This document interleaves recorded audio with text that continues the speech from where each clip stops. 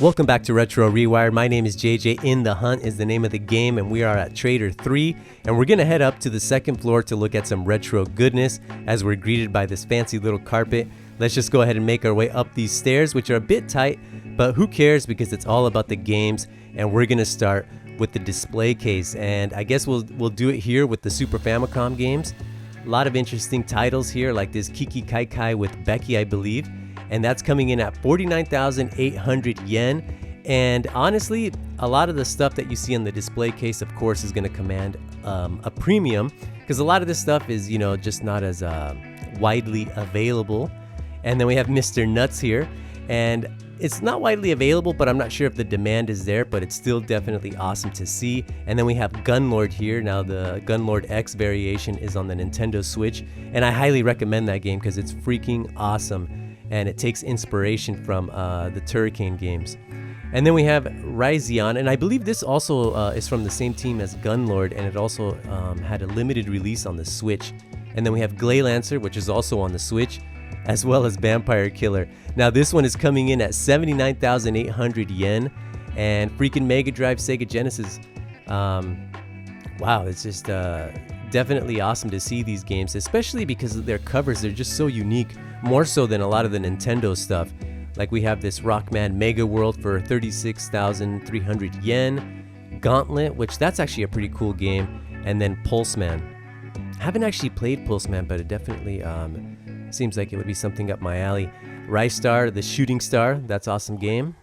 Been a while since I played it. And then we have this Farsi Striker for the Neo Geo. Not really familiar with that one, but I am very familiar with The Last Blade 1 and 2. Definitely prefer the first one. Freaking love that fighting game. And then we'll just make our way through these Neo Geo games. A lot of Neo Geo stuff here. And I actually recently picked up a Neo Geo CD. So I'm back into the Neo Geo world. A couple of years ago I had an AES system. And like a fool, I sold it. But definitely one that I will want to get once again. Then we have Breakers here for 29,800 yen. Haven't played that one, but I have played Sengoku, and a lot of these games, if you're interested, they are available as a part of the arcade archives for the Switch, PlayStation 4, Xbox, and I believe the PC. So definitely a lot of ways to play these games. And I believe these are a few PC Engine games, but I'm not sure what this Divine Healing business is all about, or if it's even a PC Engine game. It says MD, so I don't know, maybe Mega Drive or maybe PCFX. But I do like the artwork there. It kind of has like those 90s anime vibes. And then we have this beauty for 42,800 yen, this GameCube, freaking teal color next to a gold N64. But that's pretty much the first side, or the first, I guess the right side of this display case. So now let's go ahead and make our way to the other side. And I just want to give a big thank you to the management and staff of Trader for allowing me to film here, and then just giving us kind of like a greater access to the display case. A lot of good stuff. We have a Fatal Frame 2 and that Godzilla game, which a little bit pricey. I had no idea that it was that expensive. And then we have Outrun 2 SP for 31,600 yen. Now I have a copy of that, but I have the American version, coast to coast. And then I believe that's US Midway Arcade Treasures. And then we have Super Turricane there for 57,800 yen next to the Flintstones, which is an awesome game. Actually, all these games are great. And if you're a hardcore collector, you know where to come. If you're willing to pay the price, that is. I do like that RoboCop versus Terminator cover. It kind of reminds me of like a Jim Lee. But going back to this, I mean, look at these covers. Can you imagine in the 90s going to the store? I think most parents are going to opt for the safer Nintendo bet because these games are just freaking, they're amazing with these covers. We got Steel Empire there, which is also available on the Game Boy Advance, and there is like a little bit of a remake on the Nintendo 3DS that's full on 3D, and it's freaking awesome. And then we have Splatterhouse 3 next to Golden Axe 3. And then up above, we're back to our Neo Geo games. Last Hope, I would like to play that. Definitely want to get an AES system soon, before it gets even more expensive. And then we have Sonic Wings 2. That's a pretty cool game. Not my favorite shooter, but definitely cool. And then King of Monsters. Alright, and now we're gonna go to the other display case that's just right next to it. And see here, we have like this episode of The Cloves and this Napletail. Definitely new to me, and here I thought that I knew quite a bit about the Dreamcast, but I know nothing by seeing these. Then we have Sonic Pocket Adventure. I used to have a copy of that. That actually came bundled with my Neo Geo Pocket when I bought it way back in the glorious 90s. And then we have Cotton here. Now this is expensive, guys. 13,700 yen, next to Astro Superstars and Dungeons and Dragons. Now this one for the Sega Saturn is actually seeing a slow rise. I picked it up a few years ago and I'm glad I did. And then we have this Gimmico next to Batman. I do like that cover there with the Joker. And then we have Magical Chase for 97,000 yen for the Game Boy Color. Amazing. And then here we have some Famicom games. Castlevania 3, that's the most familiar one to me. A lot of cool stuff here though. And then we'll have a closer look, but they had a copy of Little Samson, Lickle there. Then the Demon Makaimura, Redder Reamer, that's a freaking, I have that copy of that game. But not in that condition, it's just a loose mangy cart. Then Snow Bros. Somebody mentioned that game to me not too long ago, and I've been meaning to look it up. We got Metal Max Returns back there, Plock, Teenage Mutant Ninja Turtles, Turtles in Time. That recently got released a part of the Cowabunga collection. And then we have that Lickle, which is Little Samson there, which is actually not the most expensive game in this case. And then Marvel Superheroes vs. Street Fighter. Now that one includes the ramp cart, but I actually prefer the other edition, the one that does not include it. And then we have NBA Jam Tournament Edition for the Game Boy. I actually been meaning to get a copy of NBA Jam. I kind of miss playing that game. And then we have Shantae, and it's kind of funny how the stickers say that they're unofficial, limited run games. Yeah, and I believe these are reprints, right? Hence the unofficial. I'm not sure what that PlayStation game is, but as you can see, not a lot of PlayStation stuff. And then we have Battle Garega, Stellar Assault, and 3 Dirty Dwarves. It's been years since I played this one.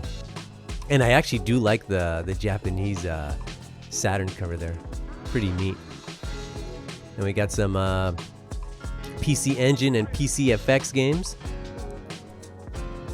And then I believe that Dreamcast game is Mars Matrix, next to a couple Saturn games back there. And then we have Lickle, the Little Samson game for 94,000 yen. And then we have here Dragon's Lair for the Famicom. Do like that cover. And it's pretty cool seeing this stuff, honestly. Expensive, of course, but definitely nice to see. And then not sure what this Silva Saga is, but Mighty Final Fight. This actually also got a release, I believe, on the Game Boy Advance as a part of a collection. But I do like these covers, man. They're freaking cool.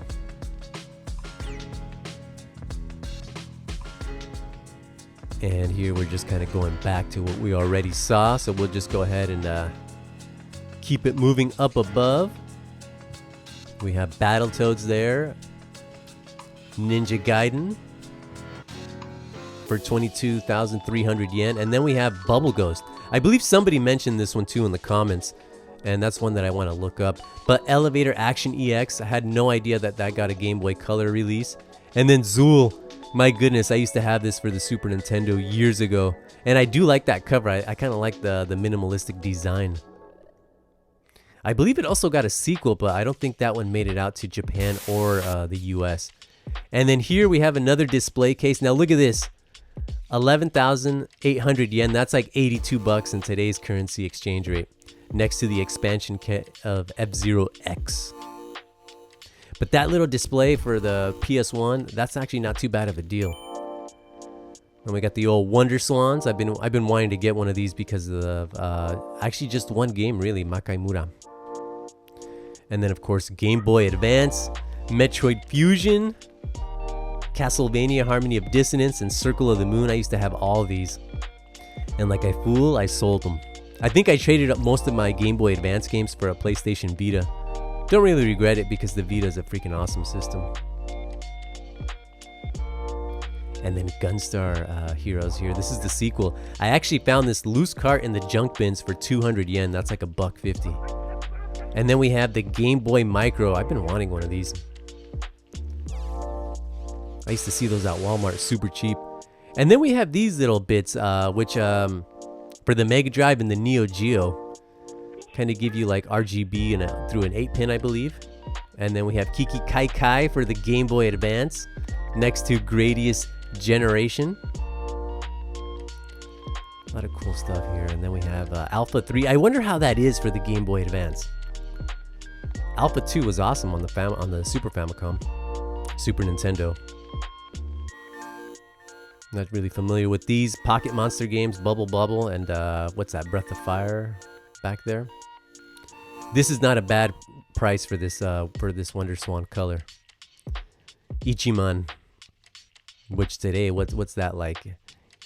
70 some bucks. It's not too bad. And then down below, look at this, Atari freaking Jaguar Ultra Vortex.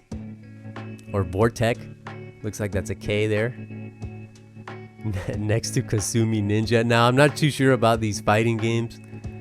They got in on all the craze with the digitized type of games.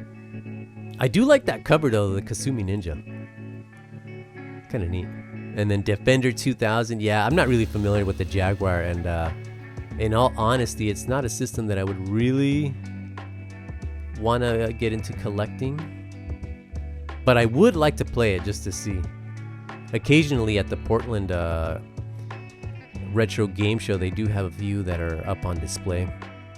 That would probably be my closest chance if I'm ever in the States when it happens. But here we have another Game Boy Advance and a Wonder Swan next to it. Now that's not a bad price for that Wonder Swan, $39.80. Just a few miscellaneous things here. Actually, this side of the case is actually looking a little bit barren, but up above, Neo Geo pockets. This was a nice little handheld actually when I had it. Got it at a good deal, but definitely a lot pricier now. And they actually have a really, really cool one, that pearl light bluish one. We'll have a closer look at it. And then we have this kids gear. Now, I'm not sure what this is, if it's a full-blown Game Gear or if it just has one game on it, this Virtua Fighter mini game. Never seen that before, but pretty cool. And then we have a Game Boy Color here with its color display. And then this Neo Geo Pocket Color. Look at the color on this thing, pearl blue. 15,800 yen. That thing looks freaking awesome. I had no idea it came in this color. I believe it also has like a camouflage color. I think the one I had was just a standard silver gray. Definitely a neat little system though. And then of course, the old Atari Jaguar. Look at this. 84,800 yen. And I believe it includes that Alien vs. Predator. There's actually a few of these actually in Akihabara. Anyhow, for the next episode, we're going to be taking a look at hardware, of course, and lots of games, and that I hope to have out within the week. But anyhow, that's going to be it for this episode. I hope you enjoyed that. Another big thank you to the staff, and as always, thank you for watching Retro Rewire. My name is JJ, and I hope to see you all soon. Ciao.